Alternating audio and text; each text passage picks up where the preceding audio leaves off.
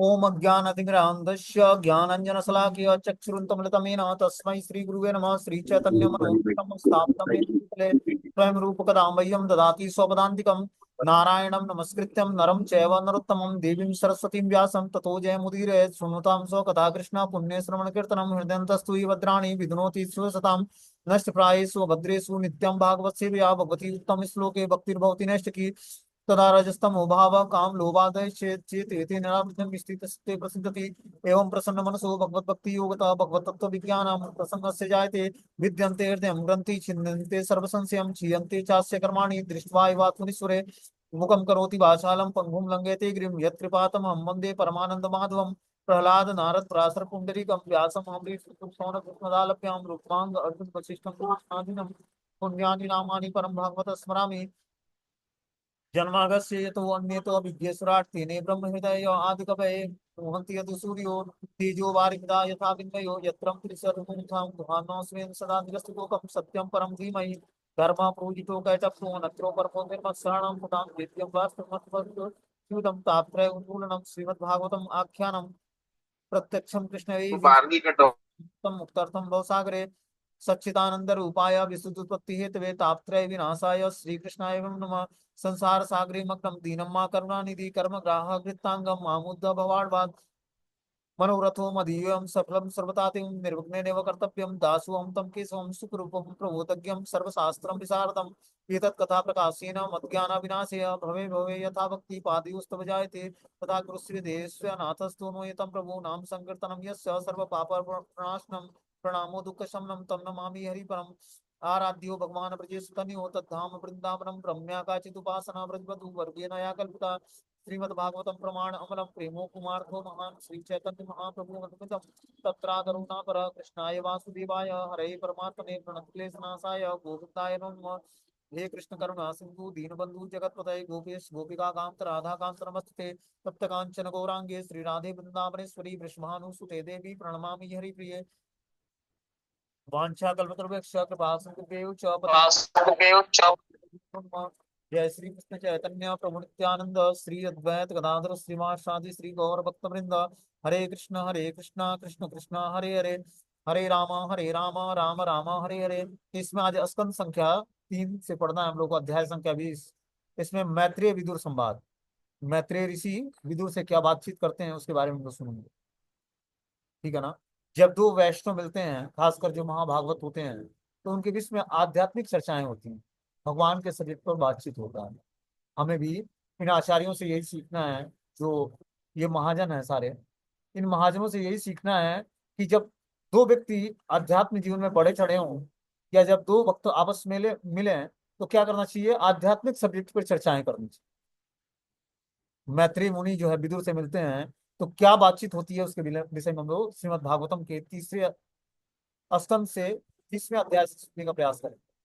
बोलते हैं, सौनक उवाच मही प्रतिष्ठा मध्यस्थ सौते स्वयं भुव मनु कान्यावतिष्ठ तद्वार वाराणी मार्गा यव र जन्म नाम। श्री सौनक ने पूछा, हे सूत गोस्वामी, जब पृथ्वी अपनी कक्षा में पुनः स्थापित हो गई तो स्वयंभू मनु ने बाद में जन्म ग्रहण करने वाले व्यक्तियों को मुक्ति मार्ग प्रदर्शित करने के लिए क्या क्या किया।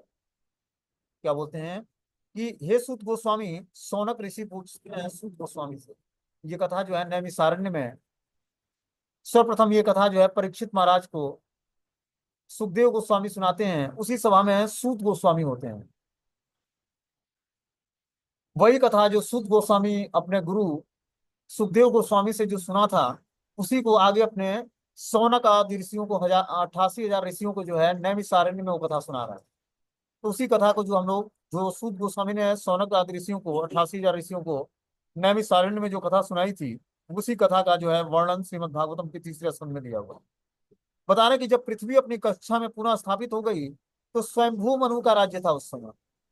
मनु के बाद जन्म ग्रहण करने वाले व्यक्तियों को मुक्ति मार्ग प्रदर्शित करने के लिए क्या क्या किया, कि कैसे राज्य के नागरिक जो है मुक्ति मार्ग पर चल सकेंगे, इसके लिए उन्होंने क्या प्रयास किया स्वयंभू मनु ने।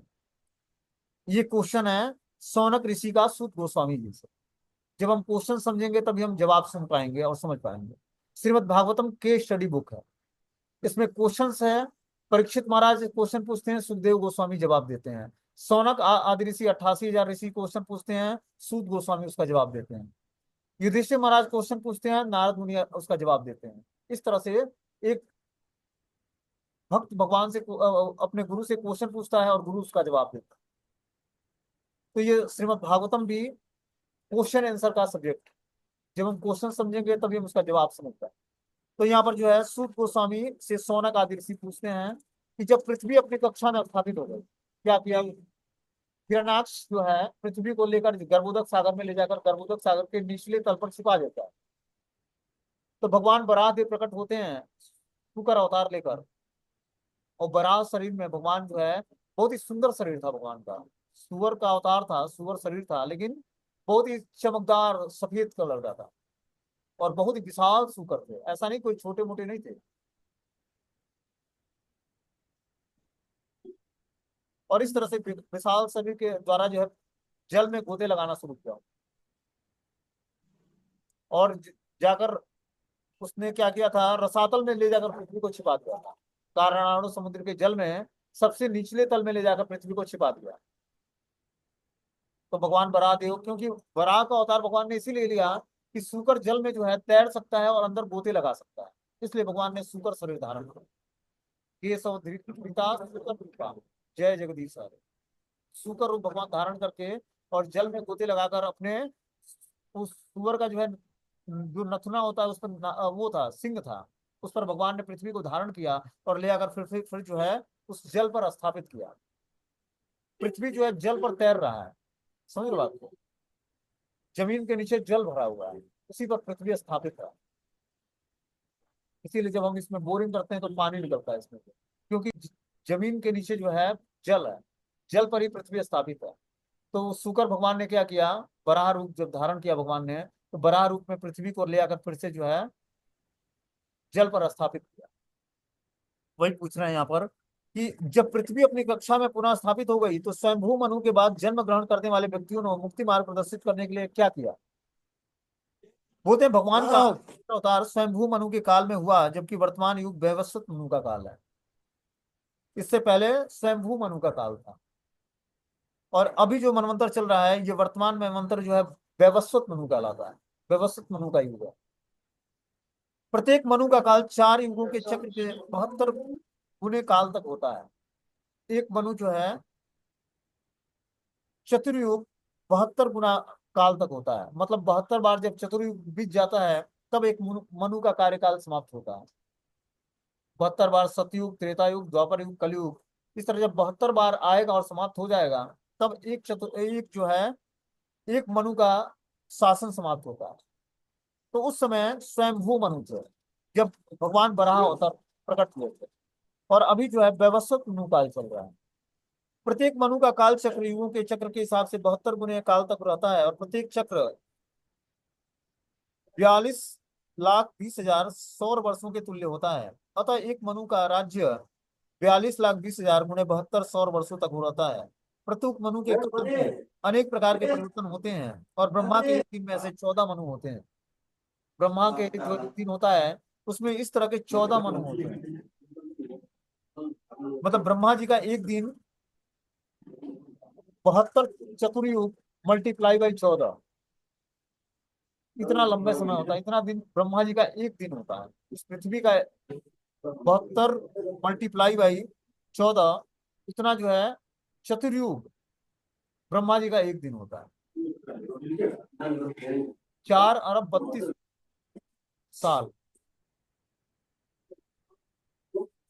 प्रत्येक मनु के काल अब अनेक अनेक प्रकार के परिवर्तन ब्रह्मा के एक दिन ऐसे 14 मनुओं के होते हैं। यहाँ यह बताया गया है कि उस बद्ध जीवों के मोक्ष के लिए मनु धार्मिक नियम बनाता है जो इस संसार में भौतिक भोग के लिए आए। तो मनु क्या करते हैं, आध्यात्मिक नियम बनाते हैं जिससे व्यक्ति जो है आध्यात्मिक रास्ते पर चलकर और भगवान की प्राप्ति कर ले। ठीक है ना, उसके लिए वो फैसिलिटी प्रदान करते हैं। हर मनु जिस भी मनवंतर में आते हैं, उस मनवंतर के जो मनु होते हैं वो आध्यात्मिक नियम बनाते हैं कि हर व्यक्ति जो है भगवान की भक्ति से जुड़े। जो इस संसार में भौतिक भोग के लिए आए हैं, भगवान इतने दयालु हैं कि जो भी इस संसार में आकर भौतिक सुख भोगना चाहता है, भोग की सारी सुविधाएं उसे दी जाती हैं, किंतु उसी के साथ साथ उसके लिए मोक्ष का मार्ग भी खुल जाता है। तो मनु क्या करते हैं, फैसिलिटी प्रोवाइड करते हैं हमें कि हम इस भौतिक संसार में रहते हुए मोक्ष के मार्ग पर कैसे चल सकते हैं, मुक्ति के मार्ग पर कैसे चल सकते हैं। इसीलिए सौनक ऋषि ने सूत गोस्वामी से पूछा कि पृथ्वी के अपनी कक्षा में स्थापित होने के बाद स्वयंभू मनु ने फिर से क्या किया, बद्ध जीवों के लिए क्या किया स्वयंभू मनु ने। बोलते हैं छता महाभागवतम कृष्णम स एकांतिक सुहृदम यस त्यज्या जागृतम कृष्णे सापत्य मगवानिति। सौनक ऋषि ने विदुर से के बारे में जानना चाहा, जो भगवान कृष्ण का महान भक्त और सखा था, जिसने भगवान के लिए ही अपने उस ज्येष्ठ भाई का साथ छोड़ दिया था, जिसने अपने पुत्रों को के साथ मिलकर भगवान की इच्छा के विरुद्ध षड्यंत्र किया। तो विदुर जो है धृतराष्ट्र के भाई थे। धृतराष्ट्र को तो सभी पता होगा, धृतराष्ट्र कौन थे। धृतराष्ट्र जो है कौरवों के पिता थे, हस्तिनापुर के राजा थे, और युधिष्ठिर के चाचा जी थे, ठीक है ना। तो विदुर जो है धृतराष्ट्र के भाई थे, और विदुर के पिताजी और जो है धृतराष्ट्र के पिताजी एक ही थे। लेकिन विदुर जो है दासी पुत्र से पैदा हुए थे, दासी माता के गर्भ से पैदा हुए थे, और जो है धृतराष्ट्र और पांडु जो है रानी के गर्भ से प्रकट हुए थे। पहले क्या होता था कि जो राजा होता था वो दासियों से भी पुत्र पैदा करता था। जो विवाह में दासियां आती थी रानी के साथ, उससे भी वो पुत्र पैदा करने के लिए, क्योंकि दासियां पूरे जीवन भर राजा के साथ ही रहती थी, राजा के घर में ही रहती। तो दासियों को भी पुत्र चाहिए, तो राजा से वो इच्छा व्यक्त करती है और राजा उसकी इच्छाओं को पूरा करता है। तो इसीलिए दासी पुत्र थे धृतराष्ट्र के भाई जो है विदुर। और दुर्योधन क्या किया कि विदुर को अपमान करके राज्य से निकाल दिया, ठीक है ना। तो अपमान करके जब राज्य से निकाल दिया, तो विदुर जी भगवान के कृष्ण के महान भक्त थे, तो ये तीर्थ भ्रमण पर चले गए। और तीर्थ भ्रमण करते करते जो है इनकी मुलाकात जो है हरिद्वार में मैत्रेय मुनि से होती है, और वहीं की ये स्टोरी है। बोलते हैं सौनक ऋषि ने विदुर के बारे में जानना चाहा, जो भगवान कृष्ण का महान भक्त और सखा था। विदुर जी भगवान कृष्ण के महान भक्त भी थे और भगवान के मित्र भी थे, जिसने भगवान के लिए ही अपने उस ज्येष्ठ भाई का घर साथ छोड़ा था, मतलब धृतराष्ट्र का साथ इसीलिए छोड़ा कि मैं भगवान का संग प्राप्त करूंगा, जिसने अपने पुत्रों के साथ मिलकर भगवान की इच्छा के विरुद्ध षड्यंत्र किया था। धृतराष्ट्र मिलकर षड्यंत्र किया और विदुर को उस राज्य से निकाला गया, युधिष्ठिर दुर्योधन के अपमान के द्वारा। बोलते हैं यहाँ यह घटना का उल्लेख है कि विदुर अपने बड़े भाई धृतराष्ट्र का आश्रय त्याग कर तीर्थ स्थानों का भ्रमण करते हुए अंत में हरिद्वार में मैत्रेय से मिलते हैं। यहाँ पर सौनक ऋषि विदुर और मैत्रेय के बीच हुई वार्ता के विषयों के संबंध में जिज्ञासा कर रहे हैं। विदुर की विशेषता यह थी कि वे न केवल भगवान के प्रिय मित्र थे, वरना साथ ही साथ महान भक्त भी थे। श्री कृष्ण युद्ध बंद करने और चचेरे भाइयों के बीच अनबन को दूर करने का प्रयास कर रहे थे, किंतु जब उन्होंने उनकी सलाह नहीं मानी, तो छता अर्थात विदुर अत्यंत अप्रसन्न हुए और उन्होंने उस स्थान को छोड़ दिया।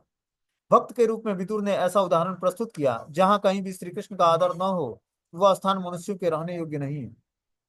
तो विदुर अपने आचरण से यह प्रस्तुत करते हैं कि जहां पर वैष्णव अपमान होता है, वहां पर वैष्णव को रहना नहीं चाहिए, ठीक है ना। जिस समाज में वैष्णव की इज्जत न हो, या वो वैष्णव कल्चर को फॉलो करता है, लोग क्रिटिसाइज करते हैं, उस समाज का तुरंत परित्याग कर देना चाहिए, जो कि विदुर के आचरण में हम लोग देखते हैं। भक्त भले ही अपने निजी हितों के बारे में सहिष्णु बना रहे, किंतु यदि वो भगवान तथा उनके भक्तों का अनादर हो रहा हो, तो उसे सहिष्णु नहीं बने रहना चाहिए। यहाँ पर अगवान शब्द अत्यंत महत्वपूर्ण है, क्योंकि यह सूचित करता है कि धृतराष्ट्र के पुत्र कौरवों की हार इसलिए हुई क्योंकि उन्होंने श्री कृष्ण के उपदेश का उल्लंघन करके पाप कर्म किया था, इसीलिए कौरवों की हार हुई। जो भी व्यक्ति भगवान के आदेश का उल्लंघन करेगा, वो निश्चित रूप से जो है इस भौतिक संसार में दुखी रहेगा। जब तक हम आश्रय भगवान का नहीं लेंगे, तब तक जीवन में सुख आएगा नहीं। चाहे हम कितना भी प्रयास कर लें, कितना भी धन कमा लें, ओवर टाइम कर लें, बड़ी बड़ी कोठियां बना लें, लेकिन आदेश जब तक हम पालन नहीं करेंगे, क्योंकि भगवान की शरण नहीं ग्रहण करेंगे तो माया की शरण ग्रहण करनी पड़ेगी। और माया ये ऐसी लथाड़ी की इस भौतिक संसार में है कि व्यक्ति न चाहते हुए भी दुखी रहेगा। बोलते हैं कि विदुर वेद व्यास के आत्मज थे, उनसे किसी प्रकार से कम न थे। इस तरह उन्होंने पूर्ण मनोयोग से भगवान श्री कृष्ण के चरण कमलों को स्वीकार किया, और वे उनके भक्तों के प्रति अनुरक्त थे। तो विदुर जी भगवान के महान भक्त थे और वेद व्यास के आत्मज थे। वो वेद व्यास से किसी भी प्रकार कम न थे, न तो ज्ञान में, न भगवान की भक्ति में। इस प्रकार उन्होंने पूर्ण मनोयोग से श्री कृष्ण के चरण कमलों को स्वीकार किया और उनके भक्तों के प्रति अनुरक्त थे। तो विदुर जी जो है भगवान के भक्तों के प्रति अनुरक्त थे और भगवान के श्री कृष्ण के चरण कमलों को स्वीकार किया था उन्होंने। विदुर का इस इतिहास ऐसा है कि वे एक शूद्र माता के गर्भ से उत्पन्न हुए थे, किंतु उनके रैतस पिता वेद व्यास जी थे। अतः वे किसी भी प्रकार से वेद व्यास से कम नहीं थे, क्योंकि वे महान पिता के पुत्र थे, जिन्हें नारायण का अवतार माना जाता है और जिन्होंने समस्त वैदिक साहित्य का सृजन किया है। अतः विदुर भी महान व्यक्ति है। उन्होंने श्री कृष्ण को अपना आराध्य भगवान स्वीकार किया और उनके उद्देश्यों का पूर्ण मनोभाव से पालन किया। तो वेद व्यास जी भगवान के स्वयं अवतार हैं और उन्होंने सारे शास्त्रों का संकलन किया है। उन्हीं के आत्मज पुत्र जो है विदुर जी थे। और विदुर जी जो है वेद व्यास से किसी भी लक्षणों में कम नहीं थे, भगवान के महान भक्त थे। और बोलते हैं कि श्री कृष्ण को अपना आराध्य भगवान स्वीकार करते और उनके उपदेशों का पूरे मनोयोग से पालन करते।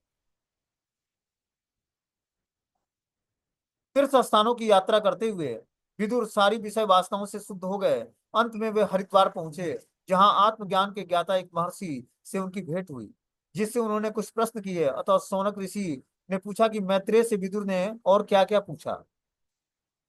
तो पूरे विश्व भारत का भ्रमण करके विदुर जी अंत में जो है हरिद्वार पहुंचते हैं। वहां से उनकी भेंट जो है मैत्रेय ऋषि से होती है। और यही सूत गोस्वामी से शौनक आदि ऋषि पूछते हैं कि जब मैत्रेय जी से विदुर की मुलाकात हुई तो उन्होंने क्या क्या प्रश्न किया उनसे, ये आप हमें सूत गोस्वामी कृपा करके हमें बताएं आप।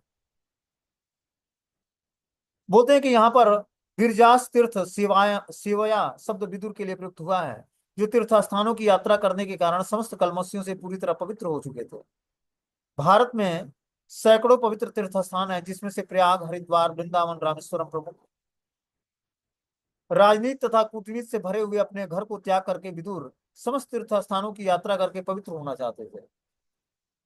तो विदुर जी क्या करते हैं, अपना परिवार जो है, परिवार तो उनका था नहीं, भाई थे धृतराष्ट्र और पांडु के पुत्र पांडव और कौरव पूरा। तो उन सबका परित्याग करके राजनीति और कूटनीति के मामले से बाहर निकलकर और तीर्थ स्थलों की यात्रा और करने के लिए पवित्र स्थानों में जाते हैं और तीर्थ स्थलों की यात्रा करते हैं। घर को त्याग कर विदुर समस्त तीर्थों का की यात्रा करके पवित्र होना चाहते थे, क्योंकि ये तीर्थ इस प्रकार स्थित थे कि यदि कोई वहां जाए तो स्वतः ही पवित्र हो जाएगा। वृंदावन के लिए तो यह विशेष रूप से सत्य है। वहां कोई भी व्यक्ति जा सकता है और यदि वह पापी भी है तो वहां तुरंत ही उसे आध्यात्मिक जीवन का वातावरण अनुभव होने लगता है। बता रहे हैं यहाँ पर कि वृंदावन का ऐसा वातावरण है कि कोई व्यक्ति पापी भी है तभी भी आकर यहाँ पर उसको आध्यात्मिक जीवन की अनुभूति होने लगे। वहां कोई भी व्यक्ति जाकर अपने समस्त पाप कर्मों से मुक्त हो सकता है और आध्यात्मिक जीवन के वातावरण का अनुभव कर सकता है। वह स्वतः ही राधा कृष्ण के नामों का जप करने लगता है। इसको हमने प्रत्यक्ष रूप से देखा और अनुभव किया है। शास्त्रों में यह संस्तुति की गई है कि सक्रिय जीवन से विरक्त होकर वानप्रस्थ आश्रम ग्रहण करके मनुष्य को तीर्थों की यात्रा करनी चाहिए, जिससे वह अपने आप को शुद्ध कर सके। तो जब व्यक्ति गृहस्थ आश्रम का त्याग करता है तो उसको वानप्रस्थ स्वीकार करके और तीर्थों का भ्रमण करना चाहिए।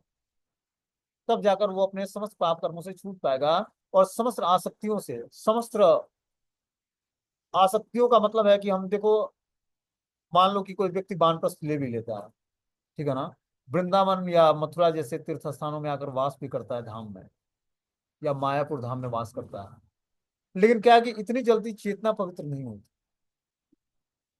ठीक है ना। उसकी कॉन्सियसनेस जो आज तक पारिवारिक जीवन में फंसा पड़ा था, उसमें जो लगा हुआ था पारिवारिक जनों के याद में, उनके उनके चिंतन में और उनकी उनको उनको व्यवस्थित करने में, वो चेतना इतनी जल्दी पवित्र नहीं होती।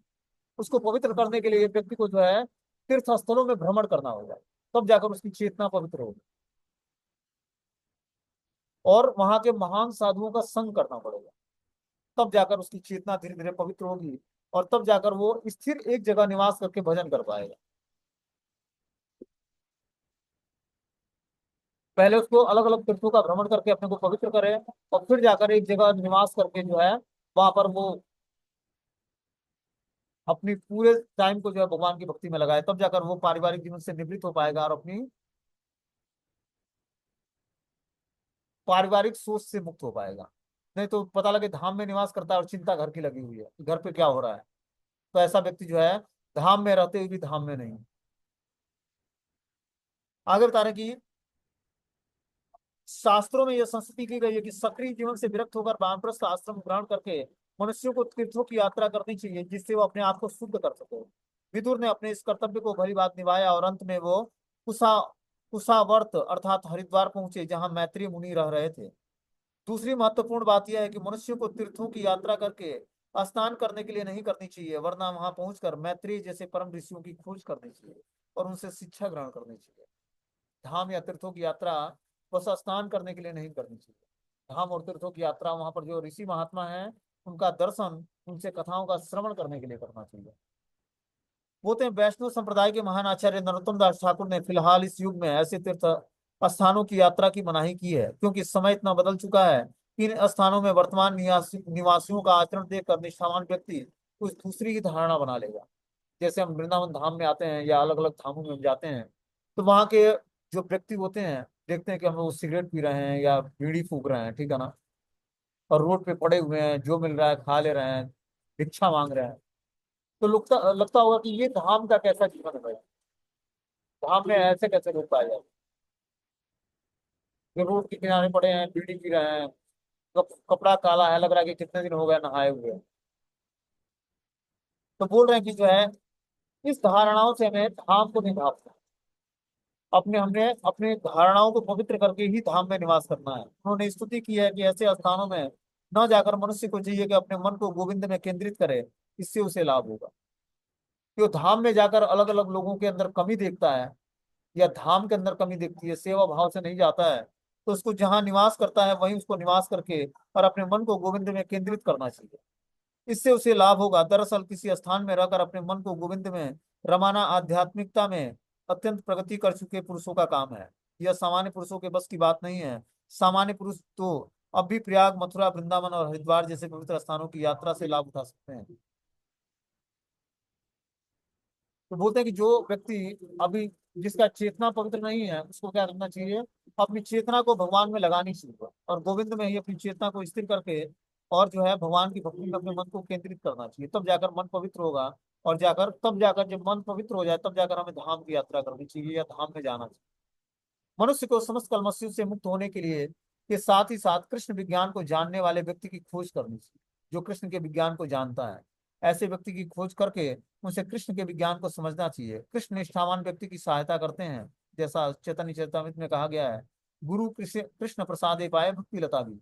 गुरु तथा कृष्ण की कृपा से ही मोक्ष का मार्ग प्राप्त होता है। यदि कोई निष्ठा से आध्यात्मिक मोक्ष चाहता है तो प्रत्येक हृदय में स्थित श्री कृष्ण उसे बुद्धि प्रदान करते हैं। और जो कोई वास्तव में आध्यात्मिक मोक्ष चाहता है, आध्यात्मिक मोक्ष मतलब भगवान की प्रेममय सेवा चाहता है, तो उसको गुरु और कृष्ण का आश्रय ग्रहण करना पड़ेगा। यदि कोई निष्ठा से आध्यात्मिक मोक्ष चाहता है तो प्रत्येक हृदय में स्थित कृष्ण उसे बुद्धि प्रदान करते हैं और वो उपयुक्त गुरु खोज निकालता है। मैत्रेय जैसे गुरु की कृपा से मनुष्य को उचित शिक्षा प्राप्त होती है और वह आध्यात्मिक जीवन में आगे बढ़ता है। तो इस तरह से जब हम धाम की यात्रा करें तो वहाँ के जो ऋषि महात्मा हैं उनसे सुनने का प्रयास करें, उनका दर्शन करें, उनसे उनको प्रणाम करें और उनसे क्वेश्चंस पूछें। बोलते हैं तयो संबत तो सूतम प्रवृत्या हामलाम कथा आपो गंगा इवा भनी हरे पदाम्बुजाश्रय। सौनक ने विदुर तथा मैत्रेय के बीच होने वाले वार्तालाप के संबंध में प्रश्न किया। भगवान की निर्मल लीलाओं के अनेक आख्यान रहे होंगे, ऐसे आख्यानों को सुनना गंगा जल में स्नान करने के सदृश है, क्योंकि इससे सभी पाप बंधन छूट जाते हैं। क्या बोलते हैं कि सौनक ने विदुर तथा मैत्रेय के बीच होने वाले वार्तालाप के संबंध में प्रश्न किया। सौनक ऋषि ने सूत गोस्वामी से पूछा कि जब मैत्रेय ऋषि की मुलाकात विदुर से होती है, विदुर जब मिलते हैं मैत्रेय ऋषि से, तो क्या प्रश्न पूछते हैं। बोलते हैं भगवान की निर्मल लीलाओं के अनेक आख्यान रहे होंगे, ऐसे आख्यानों को सुनना गंगा जल में स्नान करने के सदृश है। जो भगवान की कथा है वो गंगा जल के समान, उससे कहीं ज्यादा पावरफुल और ज्यादा पवित्र है। गंगा जल जो है, जो हम स्नान करते हैं तो एक्सटर्नल पवित्र करता है, बाहरी रूप से पवित्र करता है, लेकिन जब भगवान की कथाओं का श्रवण करते हैं और हरि नाम का जप करते हैं तो वो अंदर से हमें पवित्र कर देता है। यही हरि नाम की और भगवान की कथाओं की महत्ता है कि जब हम कान से भगवान की कथाओं का श्रवण करते हैं तो क्या करता है, हृदय की गंदगी को साफ करता है कृष्ण कथा। बोलते हैं गंगा नदी का जल इसलिए शुद्ध है क्योंकि यह सीधे ही भगवान के पाद आश्रय से निकला हुआ है। भगवत गीता गंगा जल के ही समान उत्तम है क्योंकि यह भगवान के मुख से निकला हुआ है। जो गंगा है भगवान के चरणों से निकली हुई है, और गीता, भगवत गीता जो है भगवान के मुख से निकला हुआ है। यदि बात भगवान की किसी लीला या उनके दिव्य कार्यकलापों से संबंधित प्रत्येक घटना के लिए सत्य है, भगवान परमेश्वर है, उनके शब्द, उनके प्रस्वेदन और उनकी लीलाओं में कोई अंतर नहीं है। गंगा जल, उनकी लीलाओं का वर्णन तथा उनके शब्द, ये सभी एक ही पद पर हैं। अतः इनमें से किसी एक की शरण ग्रहण करना समान रूप से उत्तम है। कोई व्यक्ति अगर जो गंगा की शरण ग्रहण करता है या भगवान की लीलाओं का श्रवण करता है, तो सभी एक ही परम पद को प्राप्त होते हैं। इनमें से किसी एक की शरण ग्रहण करना समान रूप से उत्तम है। तो या तो हम गंगा की शरण ग्रहण कर लें कि रोज गंगा में स्नान करें, गंगा जल का पान करें, उनको प्रणाम करें, उनसे कृष्ण भक्ति के लिए प्रार्थना करें, या जो गीता जी हैं, श्रीमद् भगवत गीता, उनके आदेश का पालन करें। गीता जी भगवान के मुख से प्रकट हुई हैं, और जो है गंगा भगवान के चरणों से निकली हुई। तो दोनों में कोई कम कम नहीं है, दोनों ही पवित्र करने वाले हैं। गंगा जल, उनकी लीलाओं का वर्णन, उनके शब्दों, ये सभी एक ही परम पद पर है। अतः इनमें से किसी एक की शरण ग्रहण करना समान रूप से उत्तम है। श्री रूप गोस्वामी ने कहा है कि श्री कृष्ण से संबंधित कोई भी वस्तु दिव्य पद पर होती है, यदि हम अपने समस्त कार्यकलापों का तालमेल भगवान से बैठा लें, तो हम भौतिक पद पर नहीं वरना आध्यात्मिक पद पर स्थिर हो जाएंगे। तो हमें क्या करना पड़ेगा? अपने समस्त कार्यकलापों को का तालमेल भगवान से बैठाना पड़ेगा। तभी जाकर हम पूर्ण रूपेण अपनी चेतना को भौतिक पद से ऊपर उठाकर और आध्यात्मिक पद पर स्थिर कर पाएंगे। समझ लो बात को? इसी कला को हमें सीखनी है, और ये कला तभी आएगी हमारे अंदर, ये स्मार्टनेस तभी आएगा जब हम अपने भौतिक अस्तित्व को समाप्त करने का प्रयास करेंगे ज्ञान के माध्यम से। धीरे धीरे हम जब भगवान से प्रेयर करते हैं कि हे भगवान, हमारे आध्यात्मिक जीवन में हमें प्रोग्रेस दिलाओ और भौतिक जीवन हमारा समाप्त कर दो, तो भौतिक जीवन का समाप्त होने का मतलब नहीं कि अब आपको खाने रहने का ठिकाना नहीं होगा। ऐसा नहीं है। जिस तरह राजपुत्र होता है, राजपुत्र का पालन स्वयं राजा करता है, ठीक है ना? उसी तरह जब हम भगवान कृष्ण की शरण ग्रहण करते हैं, तो भगवान इस पूरे सृष्टि का एक छत्र राजा है। तो क्यों ना हम उस राजा की शरण ग्रहण करें, जो एक छत्र राजा भगवान श्री कृष्ण है, पूरे ब्रह्मांड, अखिल कोटि ब्रह्मांड के स्वामी हैं। तो राजपुत्र क्या करता है? राज सुख भोगता है, क्योंकि राजा का पुत्र है। तो हम सभी उस राजा के पुत्र हैं जो अखिल कोटि ब्रह्मांड के स्वामी हैं, और हम मानते नहीं हैं। तो जो सुख भगवान भोगते हैं अपने धाम में, वही सुख हमें भी दे सकते। बस ये मानना पड़ेगा कि हम उनके पुत्र हैं, और वो हमारे पिताजी हैं। परम पिता हैं भगवान कृष्ण। और जब परम पिता की शरण हम ग्रहण करेंगे, परम पिता परमात्मा की, परमानंद भगवान की, तभी जाकर हम दिव्य सुख भोग पाएंगे। क्योंकि भगवान स्वयं जो है आनंद में होते हैं, और अपने भक्तों को भी आनंद प्रदान करते हैं। सब व्यक्ति आनंद की तलाश में है, लेकिन आनंद की जो तलाश कर रहा है वो गलत जगह पे कर रहा है। इस कारण से भौतिक संसार में फंसा पड़ा है।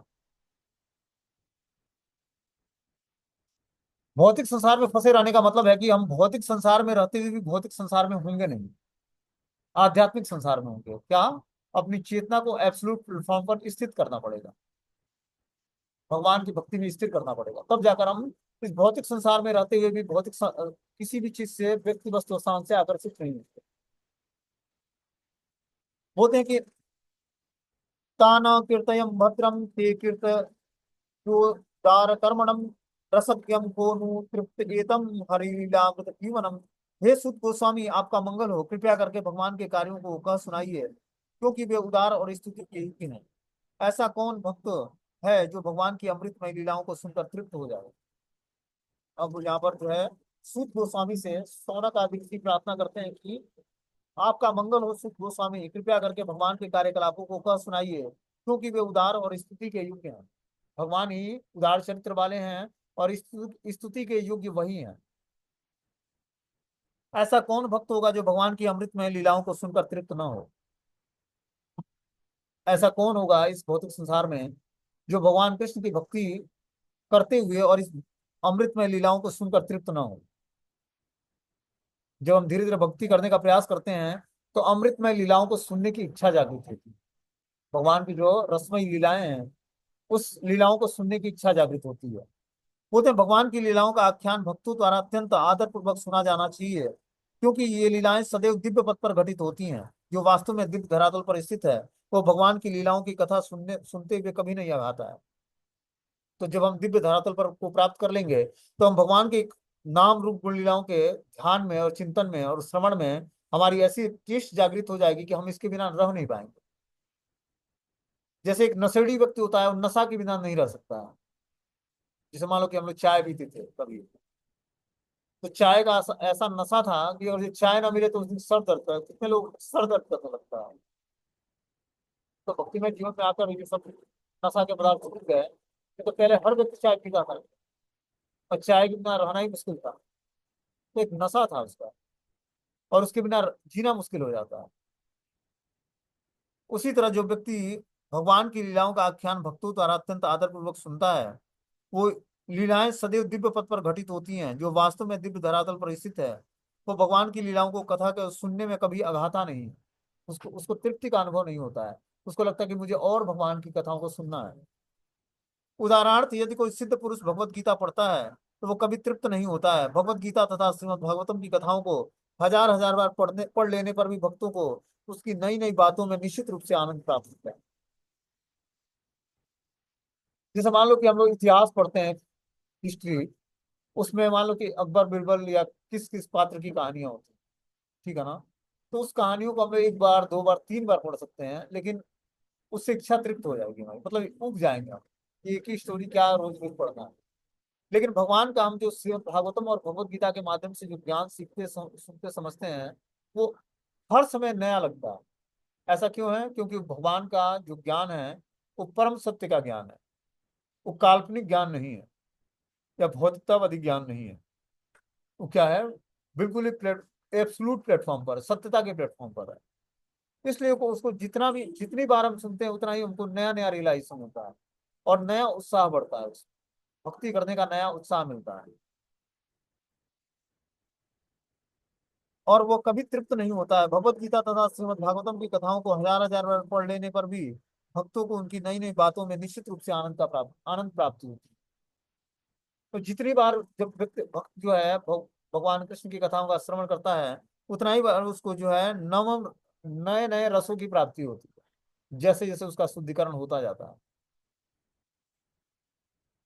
नैमिषारण्य के ऋषियों द्वारा इस प्रकार पूछे जाने पर रोमहर्षण के पुत्र सूत गोस्वामी ने, जिसका मन भगवान की दिव्य लीलाओं में लीन था, कहा कि अब जो मैं कहता हूँ, कृपया उसे सुनने का प्रयास करें। अब जो है सूत गोस्वामी बोलना शुरू करते हैं, और सौनक आदि ऋषि सुनने का प्रयास करते हैं।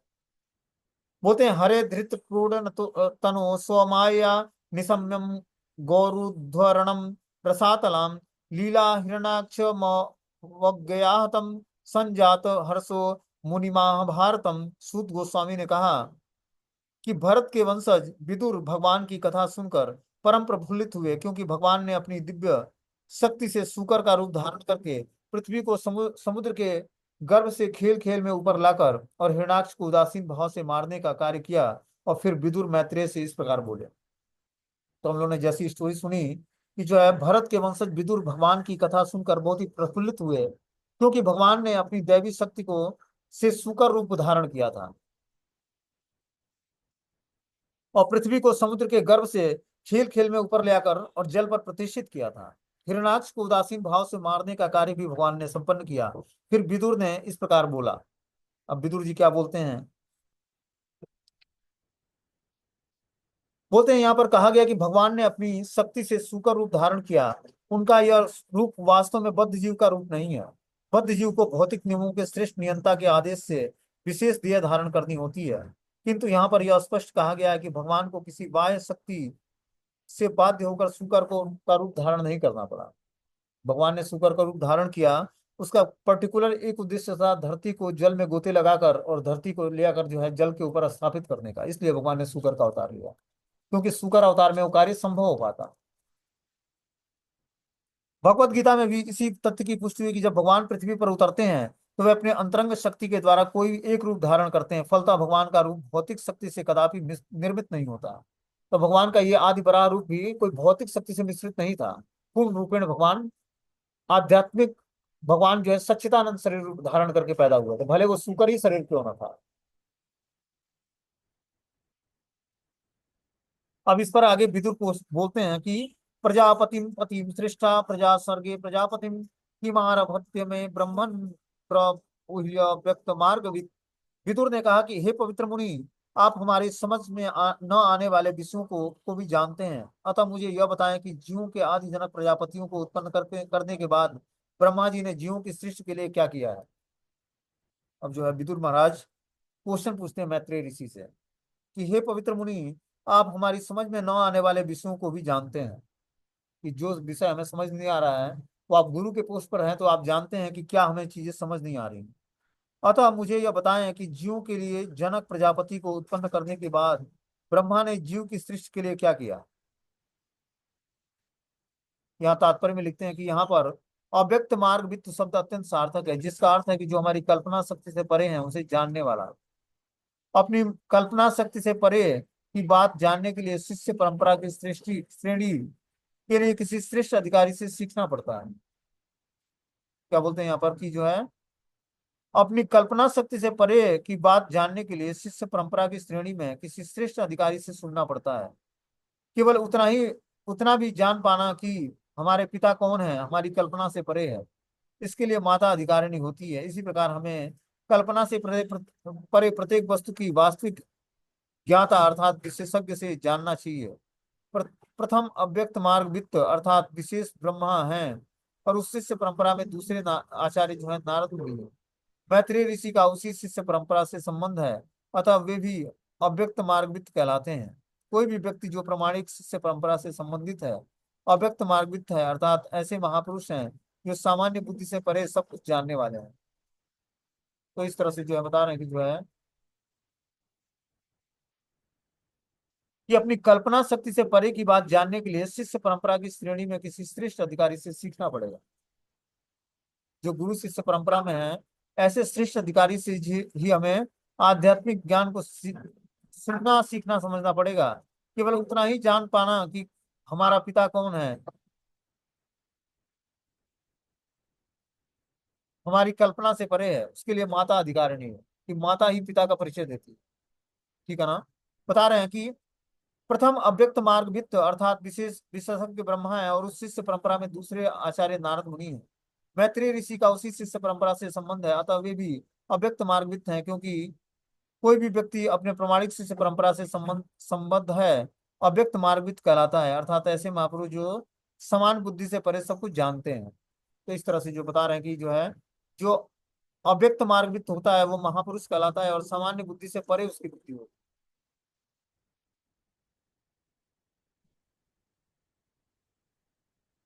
और इस तरह से जो है मैत्रेय मुनि जो है नारद मुनि और ब्रह्मा जी जो जिससे परंपरा जो चली आ रही है उसी परंपरा के आचार्य हैं।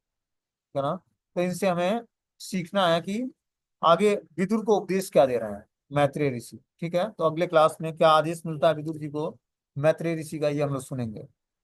हरे कृष्णा।